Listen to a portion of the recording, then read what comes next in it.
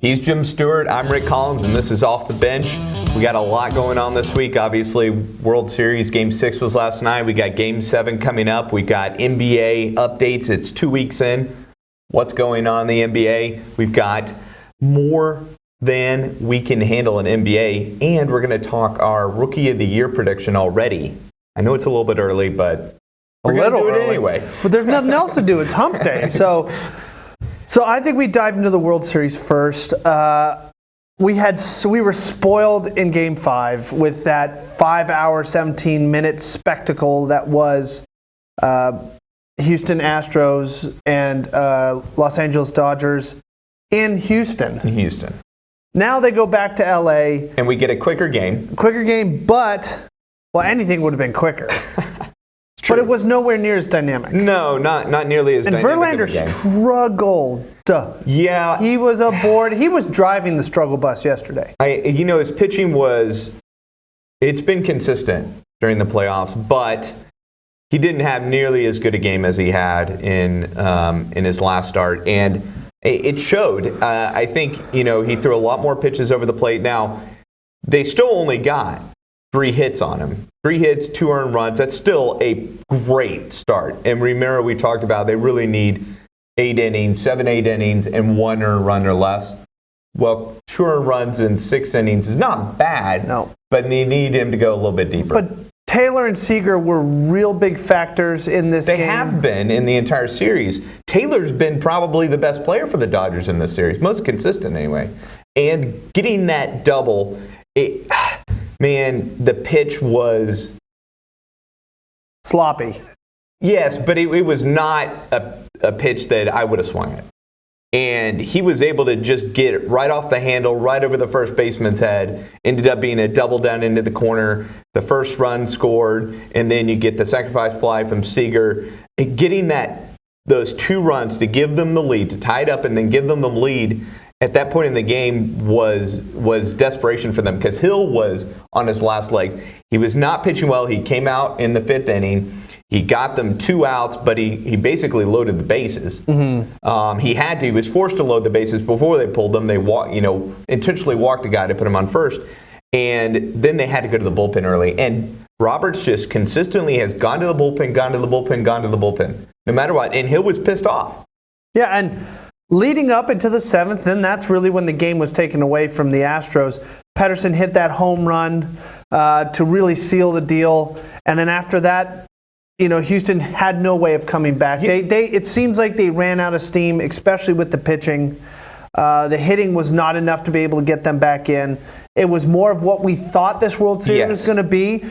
Pitching, dominant and base hitting. And base hitting, and not the home runs galore. That's why we were so surprised with Game 5. Now, we did get 2 home runs, which is still, that would be pretty good in any other World Series, but in this World Series, and that was nothing. It doesn't surprise me. This year, we had the most home runs in any year in Major League Baseball history. in this season, during the regular season. Yes. We've had the most home runs in a postseason. And in the World Series. Yeah, now we have the most home runs in the World Series, which is incredible coming from 2 teams who are not known for being home run hitters, other than maybe a couple players on each team. No, yeah, there's a couple players on each team that have hit. They have the ability. Yes, but neither of these teams had Aaron Judge. No. Or who are known that are power hitters. Or Sanchez. They've got Puig, but Puig has not been the home run threat he was in years past. And they've got young players who have some hitting power, but this was not thought to be a World Series where we'd see a lot of home runs.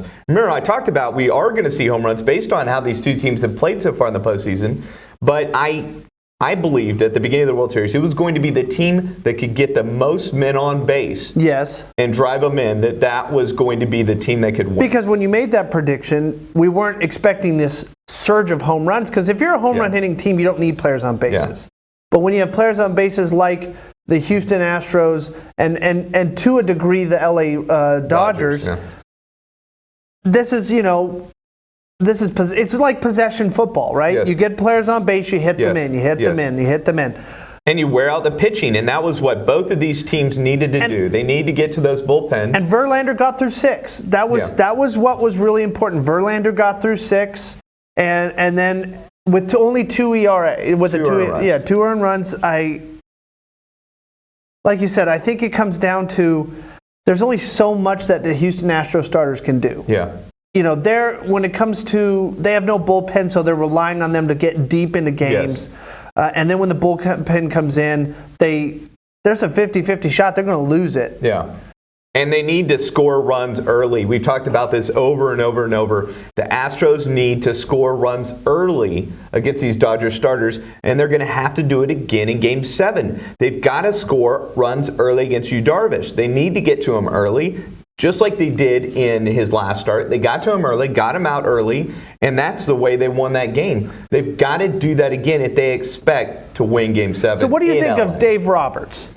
I think, he's made... Does he look like a genius now that he's sticking with his bullpen? And I said, he keeps going back to the well with this bullpen, and the bullpen looked exhausted, and now he goes back to them, and they look phenomenal again. Well, they look phenomenal because everybody else is exhausted. I don't know what to say about this LA Dodgers bullpen because after the games in Houston, they did not look good.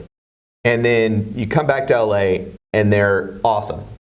Is it just being in LA? I don't know.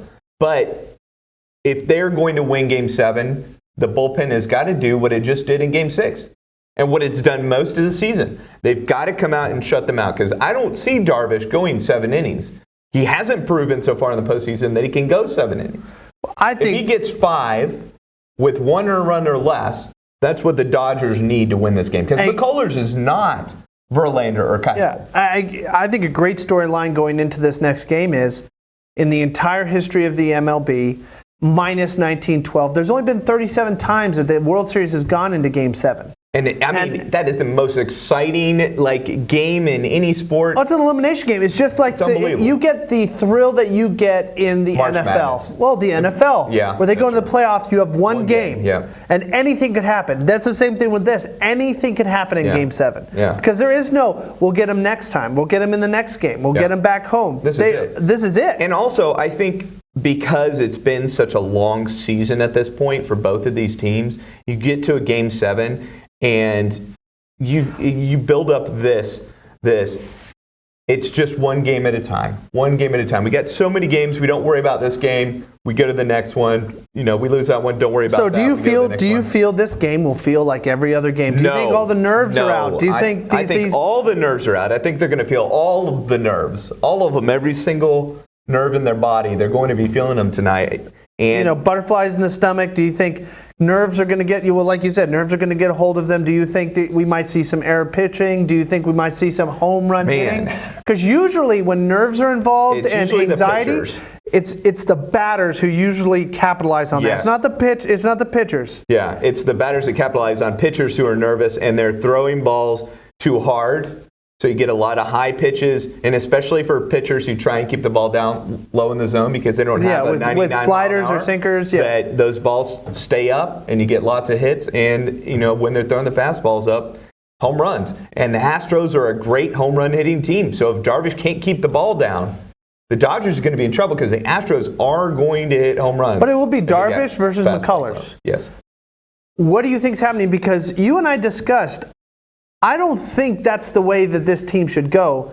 They should split basically, like an NFL term, they should split the carries between between their two starters. Yeah, their two, Keuchel and Verlander. Yeah, Verlander and Keuchel, and then bring in McCullers when they need to spot duty, and then if they have to go the bullpen. I think the problem they have is it's the last game. They're on 3 days rest. Who cares? Keuchel and Verlander will be available out of the bullpen.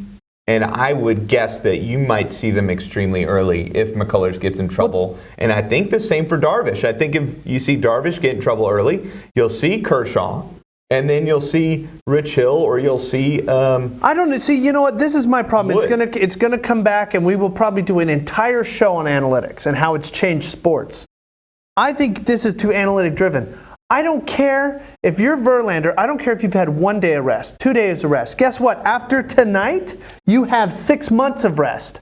You give me what you can tonight, because if you win tonight, you get a ring. Verlander's not going to go back to back. It's just not. It's it's not going to He can give you 2 innings. Yeah, but it's going to be in relief. You're never going to start a guy. But I didn't mean start. You could start Keuchel, and then you can go in. I don't completely disagree with that. I think, especially since their top 2 it's Keuchel, McCullers, and then you bring in Verlander if you have to. Yeah, he could. But these guys need to suck it up. It's Game 7 of the World Series. It's not Game 7 of a series during the but also secondary we've seen season during the season. A.J. Hinch seems to be more lax about letting his pitchers go longer, but both of these coaches both of these managers pull their starters, whether the starter wants to get pulled or not. These are not managers who are going to just let the starters determine how long they're going to go, how many pitches they can pitch. And we're seeing that analytics are important in this game. Throw that stuff out when it's Game 7 I think it'll of be the interesting World to see what Series. happens. Game 7. That's it. It's the last game of the season. Yeah.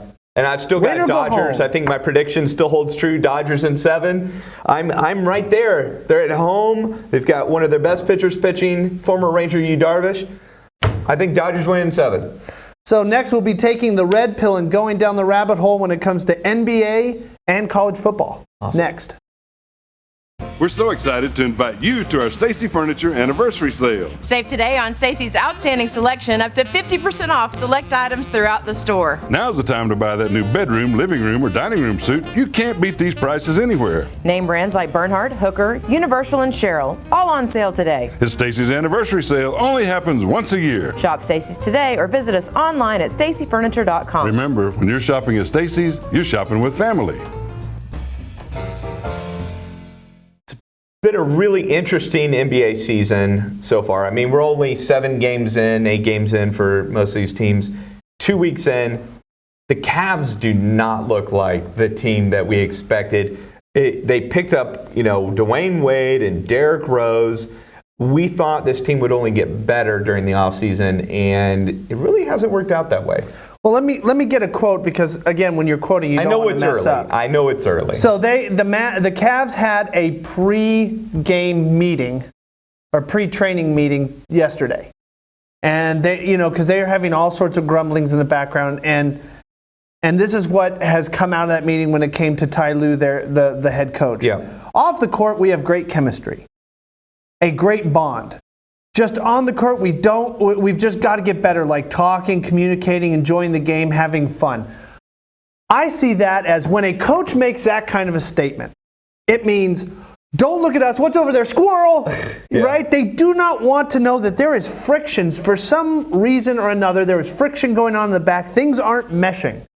The problem you have is you've got about 10 different personalities in that locker room now. You've got R.J. Smith, you've got LeBron James, you've got J.R. Smith, LeBron James, D. Wade, you've got Derrick Rose, yeah. You've got Kevin basically Love. People who have been considered superstars, yeah. or at least stars, Kevin Love, that are all in the same room, and they all have their own opinion. Don't get me wrong, I know LeBron James probably demands a little bit more of respect than everybody else, but they probably aren't going to back down to him. Well, one of the things that you have too many chefs in the kitchen. That's the thing is, I was going to say, you have so many now, guys who We're the man. believe that they are the man still, and we're the man.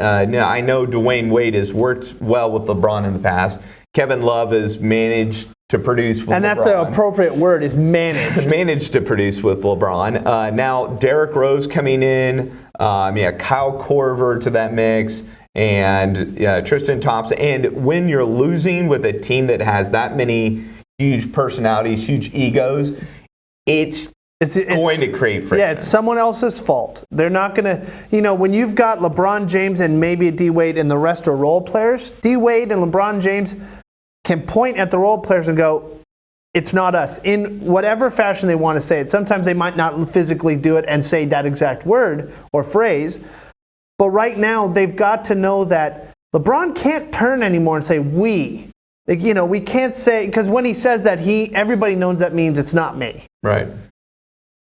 You've got JR and Derrick Rose and D. Wade who are going to sit there and go, I don't know what you're talking about, man. I've been working my butt off and I've been playing well. They're not going to sit back and take it when a superstar or another star on the team points at them. And they're not all going to be like Kevin Love. Kevin Love has been more of a submissive star. Yeah. He has had moments when he's like, I've had enough of this.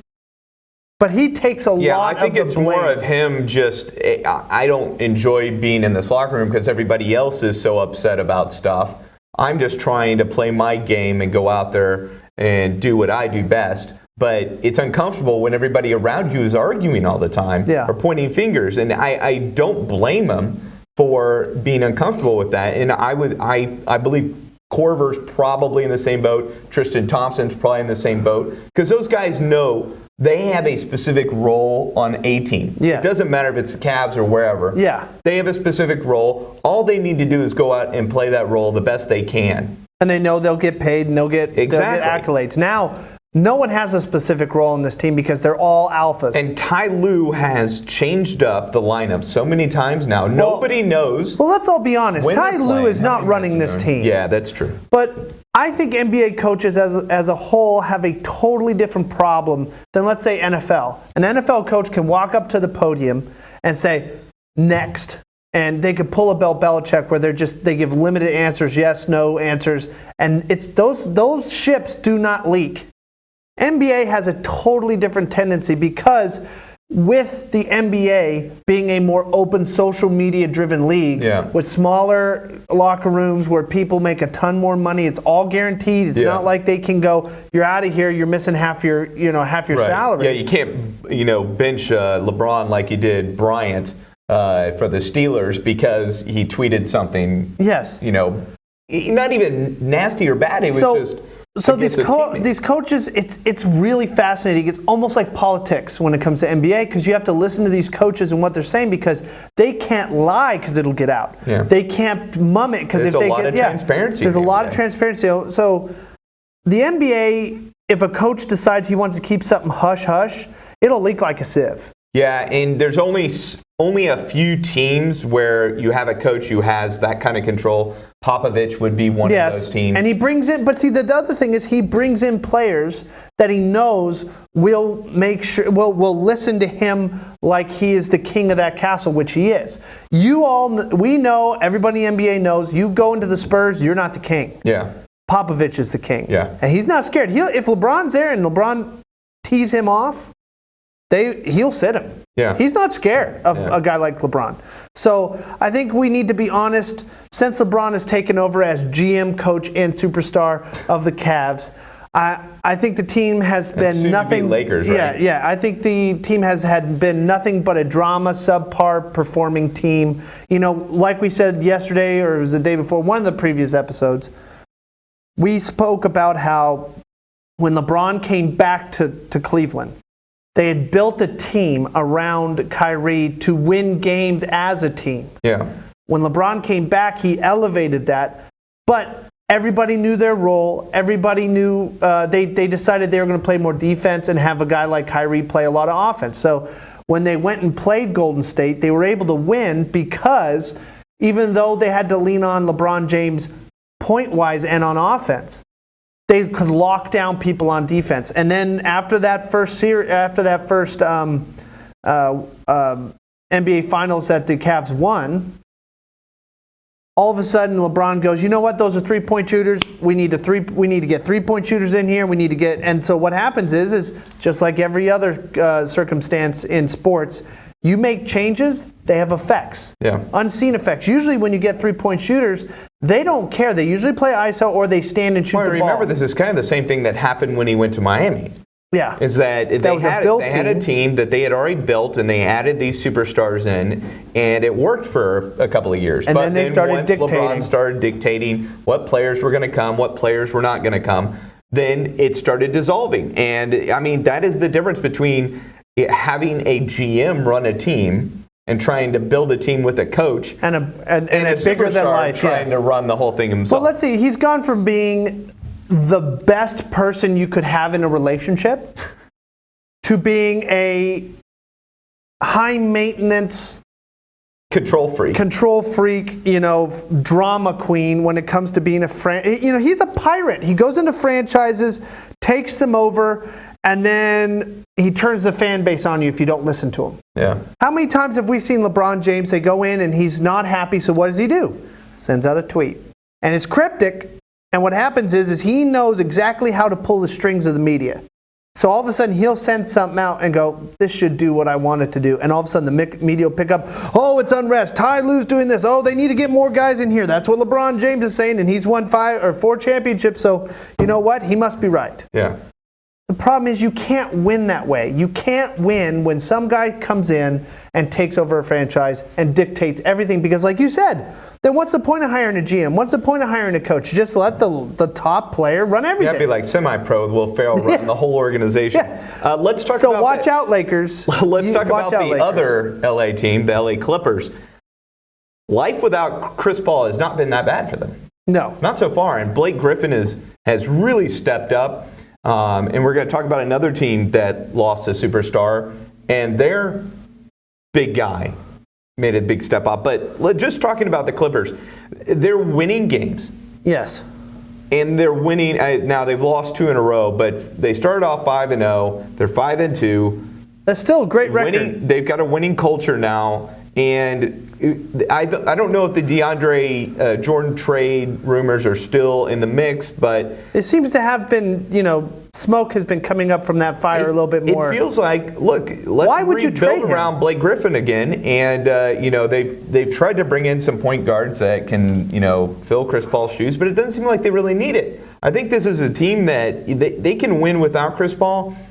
They just won't be championship contenders. Exactly. What happens in the playoffs without a Chris Paul? And you know what? This Super Serbian experiment, I think, needs to have a little bit more time. He hasn't had a lot of time on the court because of injuries and nagging little things.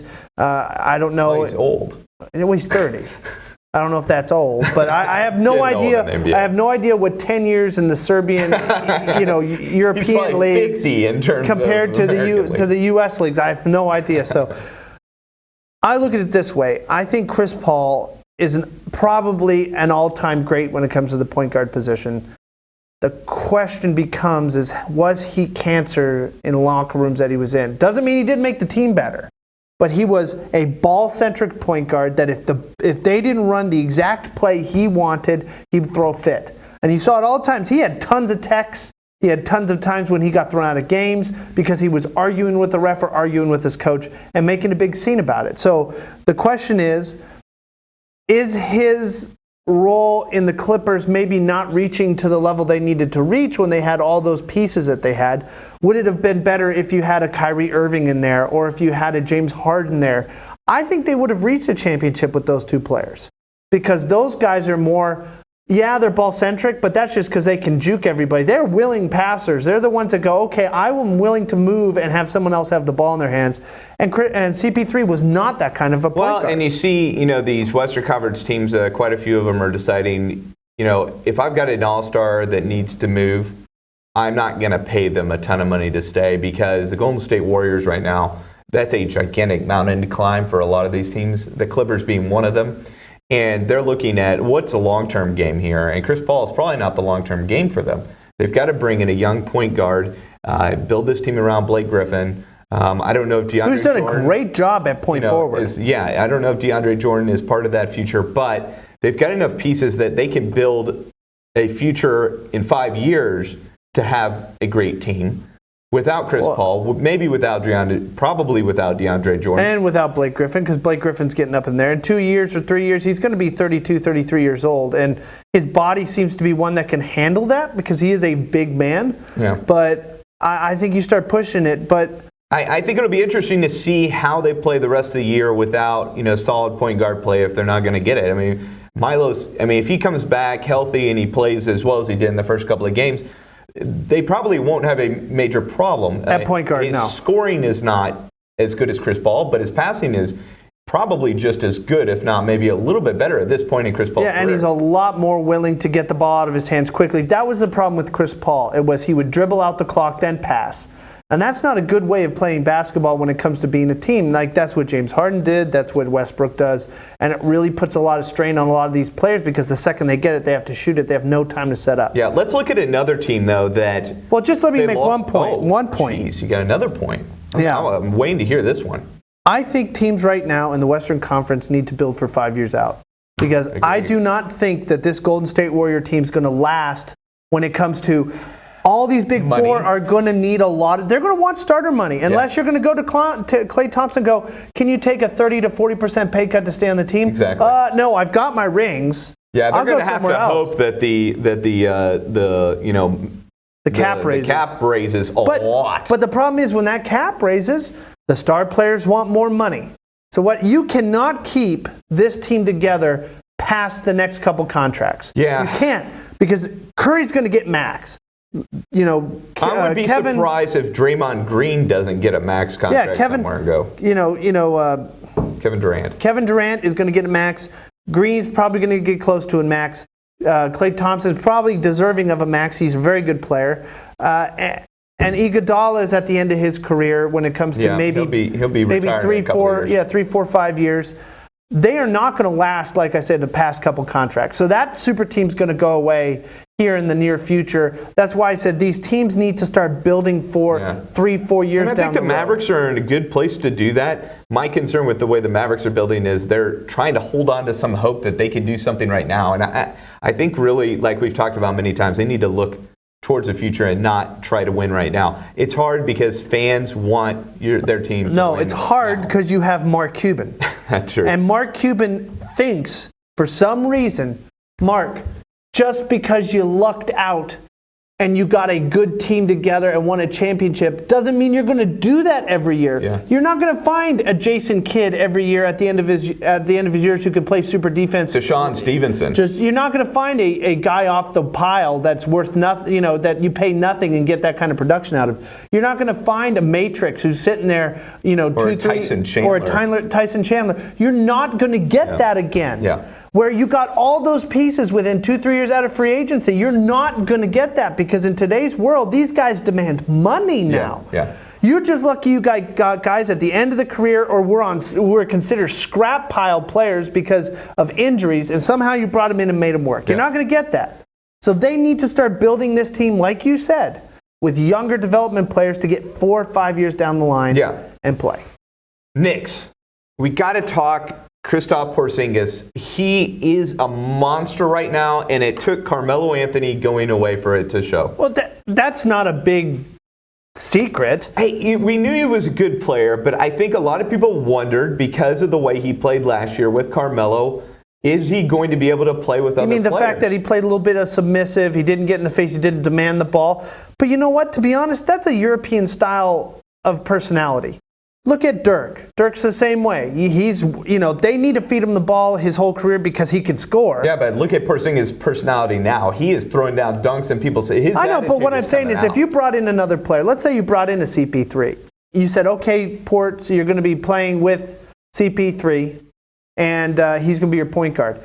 Porzingis would not throw fits like Westbrook and all these guys where if I didn't get the ball, I need the ball, give me the ball. He's not going to do that. Well, we haven't seen it yet. Maybe he will. But you know what? He had every reason to do it while Carmelo was there. Yeah, I agree. And but he didn't. Look at his numbers, 29.3 points per game, 8.3 rebounds per game, 0.8 assists, basically 1.7 1 assist block. a game. I mean, his number, 48% from the field, he is dominating right now. Now, the Knicks still are not a good team. They're 3-3, which I actually think is pretty good for them so far to be 500. Last year, they were horrible.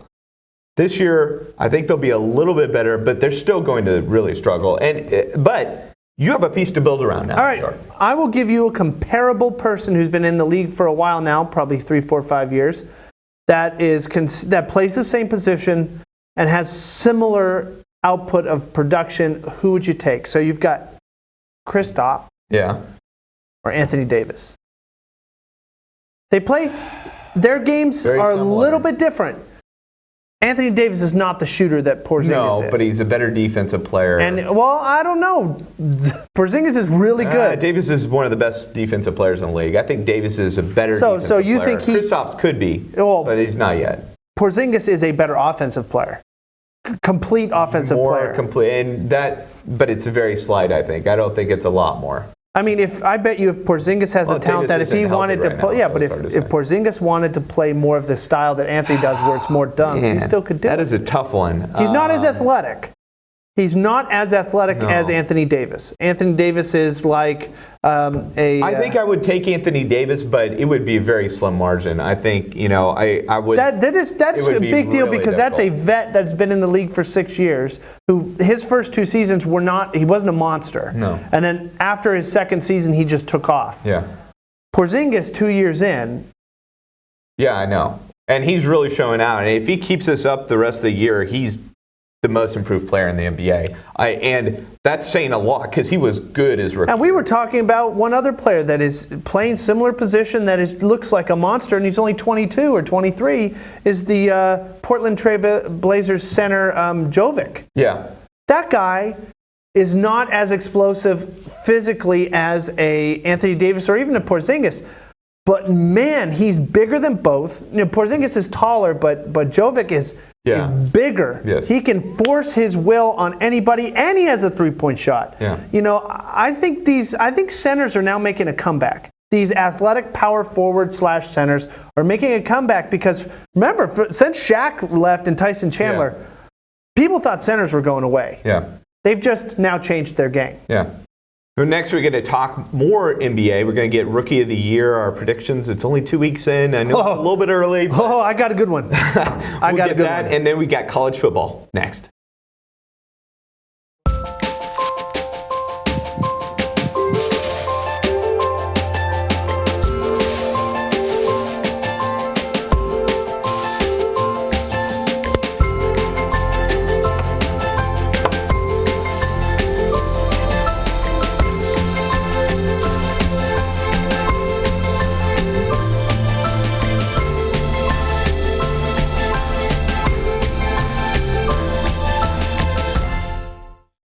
Our NBA Rookie of the Year predictions, Jim. What's your feeling so far? Who's been the best rookie?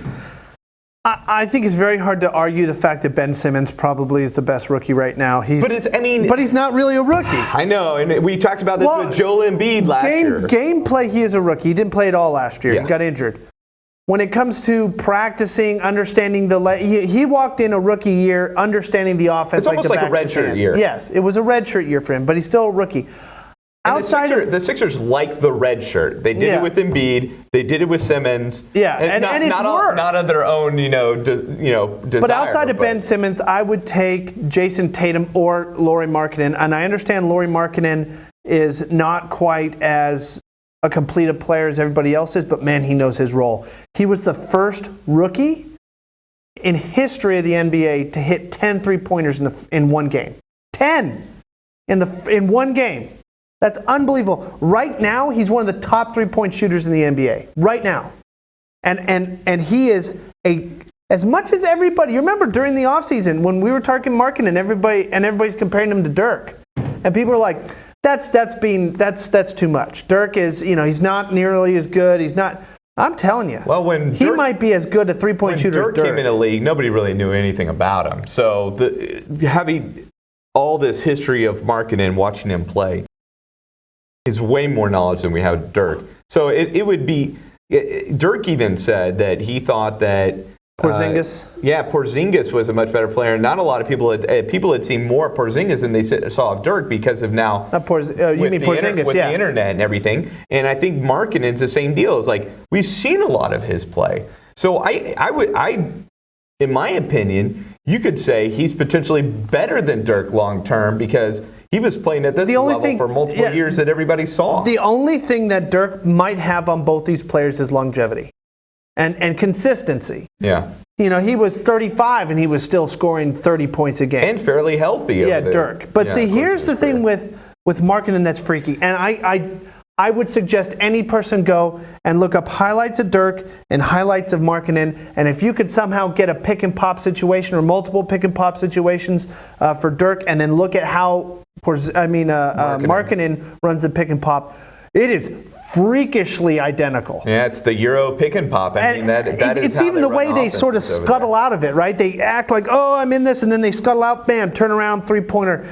And And it is unbelievably freaky to see how easy three-pointers come to Markkanen. Yeah, he's got a really sweet stroke. And it's a quick release. Maybe even sweeter than Dirk's is. We'll see how long it lasts. It's not as high. It's not as high arcing. His release is not as high, so it's not as unguardable as Dirk. But man, the release.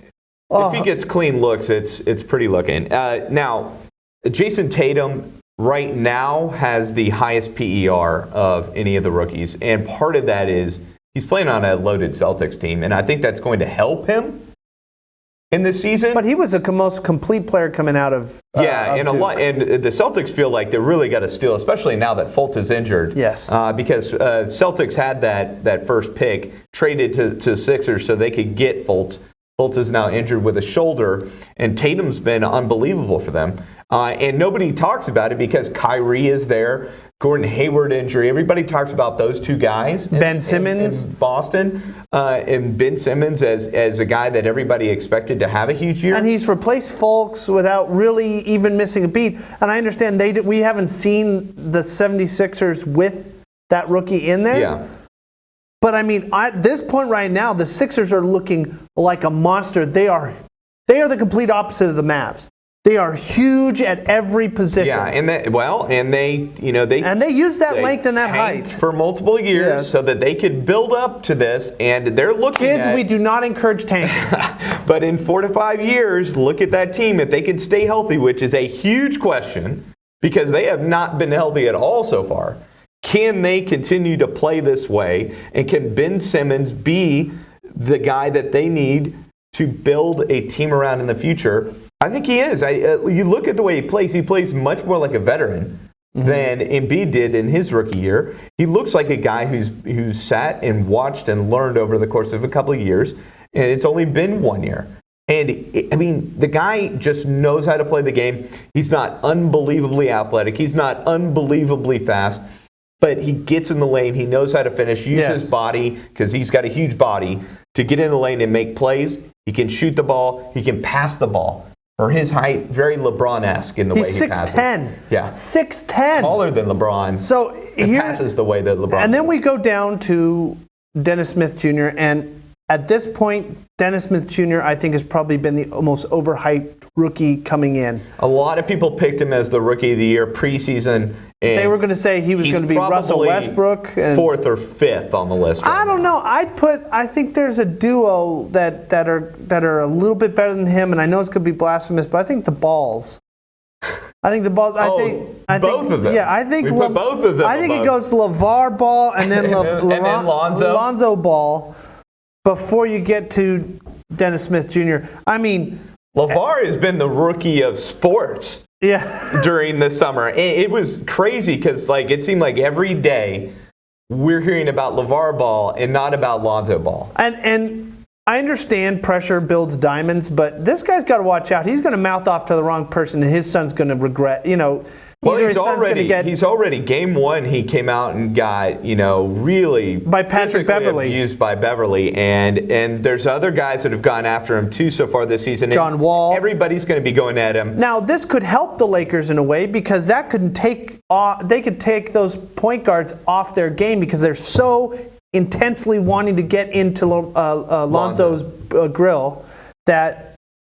They're not thinking about the way they need to be playing, which open up holes. You've seen that. We've seen that. We played rugby forever. You get one overzealous person on the defense. They're winning games, and I think a lot of people didn't think they would win games this early. That's something Dennis Smith Jr. isn't doing. And Lonzo's not shooting well, and everybody knew he wasn't going to shoot well, and it would have been a surprise if he came out and shot lights out. But he's doing so many other things on the court for this team. Rebounds, defense, passing the ball. Yeah. If you get 3 out of 4, it's very acceptable from a rookie. Yeah, the other stuff will come. Yeah. I mean, he has an unorthodox shot. He's not the most athletic person, but he's tall, lanky. If he's going to score, they got to find ways to get him very open. Very open. So let's break down, and we've already broken it down earlier this year, but let's break down why Dennis Smith Jr. is not reaching what he needs to reach. And you and I think, hit it on the head a couple episodes back. He has an identity problem now. He was the high-flying 48-inch vertical guy who could dunk on anybody. Highlight reels, that's what everybody thought. And, everybody compared him to Russell Westbrook and his physical abilities, his speed and all that. And then he went into that Atlanta Hawks game and nearly tore his knee up because he decided to dunk on a center and a power forward at the same time. The question is, he needs to learn to control himself when he goes flying. It doesn't mean he doesn't need to go exploding into the rim like he should be doing. But he needs to make sure that he isn't making silly decisions as he goes up. Like if a center and a power forward are set in front of you, you don't try to dunk on them. Yeah. You're 6'2", 6'3", you have a 48-inch vertical. As great as that is, that's 48 inches to fall down to the ground. Yeah, I think if he wants highlights, get the highlights when you're in the open court and nobody's in the way of the basket.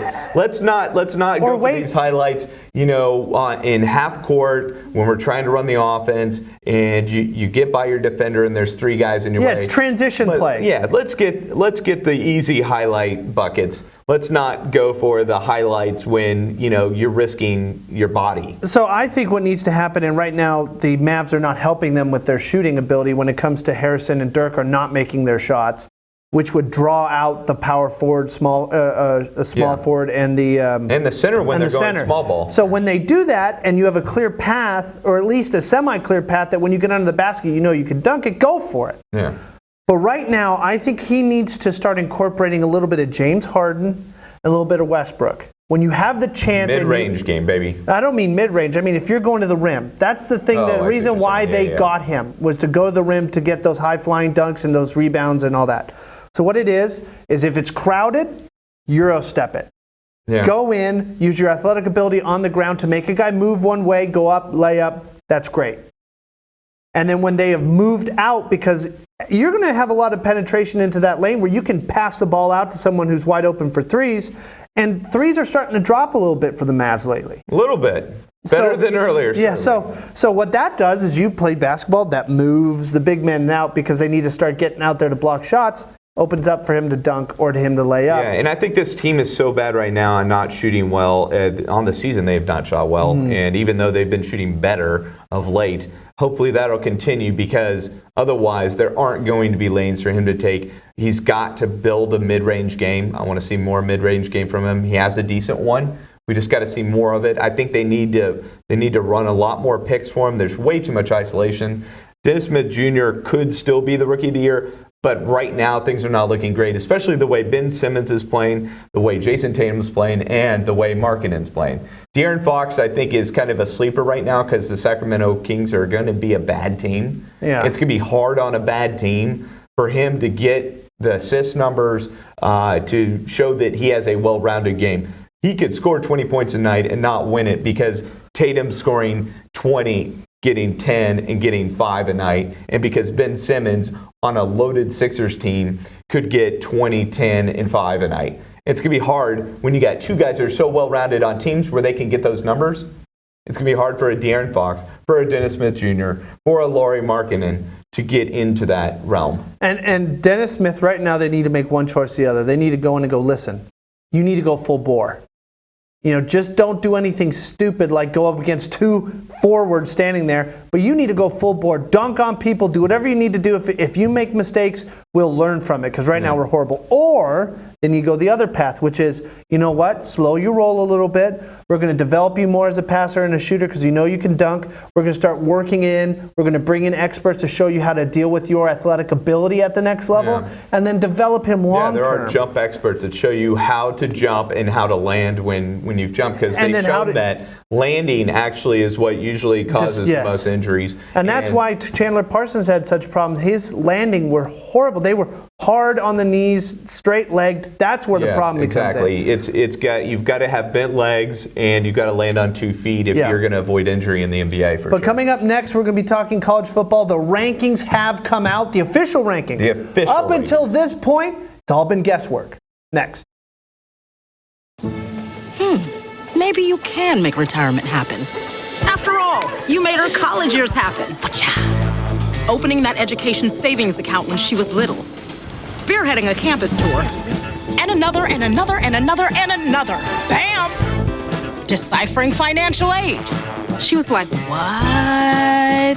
Well, now she's like, you waste planning for college. Now get the tips you need to get on track at aceyourretirement.org. Me? College Football Playoff Selection Committee is now out with their official rankings. It's the first rankings of the year.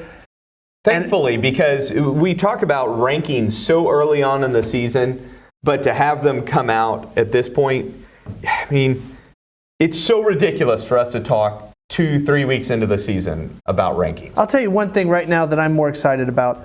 I'm excited about the consistency we've gotten the last couple of years from this committee.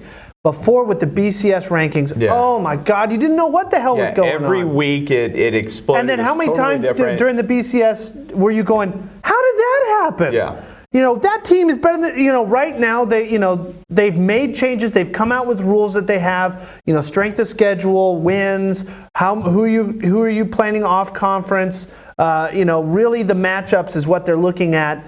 And it is really put into play here now in the rankings. Yeah, and it's done a great job. It's a work in progress, but this seems to be a living document. Yes, but this seems to be the best system that we've seen so far. And I do like the consistency. I think the biggest question before this came out yesterday was, would Georgia get that top spot because of their win over Notre Dame? Because Alabama really hasn't played anybody yet. Yeah. Or would Alabama get that top spot because they're Alabama? And so people thought Alabama's going to get that top spot because they're Alabama. Name recognition. They are Alabama. They're going to be number one. That's what I'm talking about with these rules that they've gone through. Alabama has had the weakest schedule for an undefeated team. Yes. Their number one person they played was Florida State, who looks horrible now. Yeah. Georgia, and this is why I said, when you watch the old BCS, I felt like we were watching Mad Max Thunderdome. There were no rules. No rules. It was fight to the death. If you cheated a little bit, that's great. And you hope to God you're the last person standing. Now with BCS, there's a little bit more rules. Now it's like, Maze Runner or something. The Arnold Schwarzenegger movie, Maze Runner, where there's rules that they have to get through. I think they were absolutely right, and this is going to be great, probably entertainment value off the field for this, because now they've just given ammunition to Alabama and Nick Saban to go. They're disrespecting us, man. We've been the championship, or at least 4 out of the last 5, or 3 out of the last 5 champions of the playoffs, or if not the BCS. It's going to be on their board in big letters. Yeah, Georgia's number one, boys. Georgia's number one. So I think they're rightfully number 2 with the schedule. Yeah. Nick Saban never schedules hard out of camp. They're number 2 by a very slim margin, because that game against Notre Dame, yes, they won. They won by 1 point. Notre Dame is going to be up there. They're already up there in the top 4. If it finishes out this way, I wouldn't be totally surprised. But Georgia's still got to beat Alabama in the SEC championship, and I don't think they can. And Georgia, he seems to be, the head coach seems to come from the Jimbo Fisher style of coaching tree than the Munchchamp side. This team is well constructed. It's balanced. It's got a good rushing attack and passing attack and a good defense. I've been really surprised. No one saw Georgia coming. No one saw Georgia everybody coming. thought they were still 2 or 3 years away. And look, they have a good running back. They've got a good quarterback. Nick Chubb. Some of the names in some of those. That is Southeast almost as teams. good as Jake Funk. Jake Funk is the greatest name in college football right now. But Nick Chubb, he seems unstoppable right now at the running back position. Don't get me wrong, he's not a Heisman finalist right now, but man, he looks good behind they this don't have a line. bunch of big name players. They just play well as a team, and they're well rounded, like you said. I think Alabama could lose that game, but I think it's going to be tough for Georgia to beat them. I just think Alabama's defense, year in, year out, they're the best defense in college football. But how do you think they're going to change? How are they going to fight against a running back by committee that Georgia runs, where they have 1,300 yards and 14 touchdowns already this year? Not one back is really doing all the work. I really feel, and I know it's not to the same degree, but I feel like they are a little bit like the Arkansas teams of the McFadden, Peyton Hillis Felix Jones, of that running attack, where not one of them had a crazy stats, but together you couldn't stop the rushing attack. Yeah. And that's the real issue, because if Alabama, and the chances are right now that there's probably more than a 30% chance, if you go and look at Vegas, that it'll be Alabama versus Georgia. Yeah. And if that's the case, it's two rush first teams, but they're completely different styles. Alabama is, we've got a big back, we're going to run them down your throat constantly. Yeah. And the other one is, we've got a committee. We have a guy who can pound it, we've got a guy who can scat back, and we've got an all-purpose guy. Yeah. Who are you going to be able to cover? So the real question becomes... Alabama also running with their quarterback, and what he does with his legs is very impressive. Then, I think he's going to be hard to... You called number 3. I did call Notre number 3. Dame. That was also something that was a little bit of a surprise. Well, surprise but based on the rankings that we're giving. The only loss being to Georgia, by the number 1 point. team. Yeah, exactly. By 1 point. It was crazy. And to be honest, we had this before. The one thing that would hold down Notre Dame, and in the old BCS it would have held them down, is the fact that they're not in a conference. Yes. Because that usually, there's conference biases all over, because writers and coaches are the ones who put together the standings before the playoff poll, right? Yes. So Notre Dame really has no one in their corner when it comes to... Well, they were ranked number 8 in both of the coaches' polls before this came out. So. And then Oklahoma was ranked 9. And what happened is it's Notre Dame, and then it's Clemson, and then it's Oklahoma. Yeah. Oklahoma's right there. So we've also talked about this. Let's compare Clemson. So the Clemson Tigers, their only loss was when they lost their quarterback. Their quarterback went down, and they played a very talented team in Syracuse. When it came to defense. Syracuse. They're always difficult to beat there. Yeah. That in that Thunderdome or whatever they want to call it. Take on your Mad Max reference. It's always difficult to play at Syracuse. They were. I mean, just losing your quarterback. That's so huge. You look at what has happened to Green Bay losing their quarterback. You look at any NFL team. You look at any college team. It's going to be a challenge when you lose your starting quarterback. And it's not skill. It's not that the backup can't be a skilled player, or the backup can't be a skilled player. It's they don't have the reps. Yeah. They have not learned the system well enough to run it as well as the starting quarterback. And they don't have chemistry with the starters. Yeah. They probably could run the offense better with the backups. Yeah. Because, not saying that they're more skilled, but because they know where each person's going to be, they've run with them all year. But let's talk right now, there's a dark horse, not for the playoffs, but a dark horse when it comes to maybe helped a little bit with the rankings of an Oklahoma. TCU. No. Iowa State. I know. What I'm saying is because they beat TCU. Yes. Iowa State, this is where I got a bit confused, right? We just went over the fact that Iowa State was unranked 2 weeks ago. Yeah. Right? They beat Oklahoma, and the world lost their mind. Oklahoma's overrated. They can't do all this stuff. That is a huge blemish on their record. All of a sudden, here comes Iowa, beats TCU. TCU, everybody thought TCU was the class of the Big 12 this year. Not just the class of the Big 12. They thought it was one of the best defenses. They could be in the college football playoff picture. They were saying that, and they go in. And what that means is that it looks like the Big 12 is not as bad as everybody says they are. Iowa State's leading the Big 12 now, which is the most bizarre thing to see. Where did you get that stat? Well, Oklahoma's leading the Big 12. Go look at the numbers. So Iowa State looks like the best team in the Big 12 after beating Oklahoma and TCU, but Oklahoma's win over OSU is still going to hold them higher. I think it also pushes TCU out of the playoff picture. But Iowa State's at number 15. They can't be the class of the Big 12. There are 3 teams above them. There's OSU, TCU, Oklahoma. And what that means is now we have 4 Big 12 teams in the top 15 for in the rankings. That's unbelievable for a Big 12 team, a Big 12 conference where everybody says, they're cupcakes. But I think it actually hinders Oklahoma's chance of getting into the playoff picture. It's too jumbled. The problem is you got 4 teams. TCU now is pretty much out. That loss to Iowa State kills them. Iowa State is out just because they're Iowa State.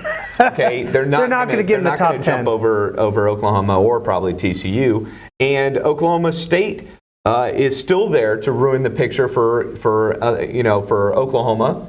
And there's a lot of things that can happen in the Big 12 that could really ruin this for Oklahoma. Well, here's the issue that you run into. So let's say Ohio State runs the table and Oklahoma runs the table. There is no way, no matter the competition, there is no way that Ohio State goes above Oklahoma. Because that Oklahoma win, and it was a blowout at the Horseshoe. You can't, I think the problem, though, is that you've got Notre Dame, who is going to probably win out, right? I think so. Clemson, who's probably going to win out. Yes. And even if they lose, it'll be Miami beating them. And Miami would be an undefeated team. They would leapfrog Oklahoma, having beaten Clemson. Undefeated ACC It doesn't matter. You have to look at the scheduling. No, you have to look at the scheduling. They would beat NC State. They would have beat Notre Dame. They would have beat Clemson. That would put them at number 4. Then why isn't Wisconsin up in there? Because you already said they're going to lose to Ohio State. We didn't say that. Yeah, if Ohio State runs the table, but they're undefeated. They're undefeated. They should be above right now. If what you're saying is true, then Miami and Wisconsin should be above Clemson. Clemson has one loss. If they win out, yes. No, but right now it doesn't matter. You're predicting. They both got to beat the top teams in their conferences. But the ACC is garbage, right? It is garbage. Man, that's harsh. It is. There is no. You've got 4 or 5 ranked teams already. Who? You've got Miami, you've got Clemson, you have NC State, and would you consider those kind of in there? Would you consider those? Those are all ranked teams. They're ranked teams. I don't know what you want me to say. ACC right now is a higher ranked conference in the Power 5 than the Big 12. I just think that's biased based on what's happening in the top 15. There's more top 15 Big 12 teams than probably any other conference right now. Well, Clemson's ranked above Oklahoma for a reason. So here's the thing. I do believe it comes down to there are going to be a couple one-loss teams that'll be ahead of undefeated teams. They're going to have to be because there's no way Miami's makes it. One of these Big Ten teams is probably getting in somehow. One of them has to get in. I don't know how one of them doesn't get in. Because if Wisconsin wins out, undefeated in the Big Ten, they get in. Beating OSU, beating Penn State. They're not going to beat them. But yeah, if they do, they deserve to be in. Yes. Then if Ohio State wins out, they don't make it because Oklahoma's above them. Maybe not. That would be interesting to see. I would be very surprised if a Big Ten team doesn't get in. But then, like you said, I think it's possible. Then what happens is the entire playoff picture falls apart. Oh yeah, it's going to be crazy. So what I mean is that all their credibility falls apart. The unbiased look at the committee falls apart because there's no way that you can put if 2 teams have the same record and one team beat the other team and that's that one team's loss. There's no way they're above them because they've already proved that they could beat them. That's the issue with Oklahoma. But they've shown in the past that I know it doesn't the past, but the BCS was Mad Max out in the desert, trying to find water, and there's savages over here, and there's tyrants over there, and it's death and mayhem in between, and that was the BCS was, and that's why they built the playoff system. And if they want to go back to Mad Max, I will live in the structure and the civilization of the NBA, NFL, and Major League Baseball, and I will leave college football alone. Yeah, because if they're going to be that crazy. It's just like talking about March Madness with college basketball. It's just at the end of it, there's going to be people that are upset. Yeah, I agree. No, but I mean, March Madness, they don't go, hey, these 2 teams played each other. This team won over this team, but they all both have first ones. Okay, this one's ranked higher. That would make no sense. They do a little bit of it. You'd be surprised. But look, we don't have any more to talk about this. Otherwise, we're going to start yanking at each other's hair and punching each other in the face. But leading in tomorrow, we're going to be talking about Thursday Night Football again. It's garbage. Again, but this is the real garbage. We will talk about why we need to watch it because we're getting. And the NBA's one and done rule could be done next time on Off the Bench.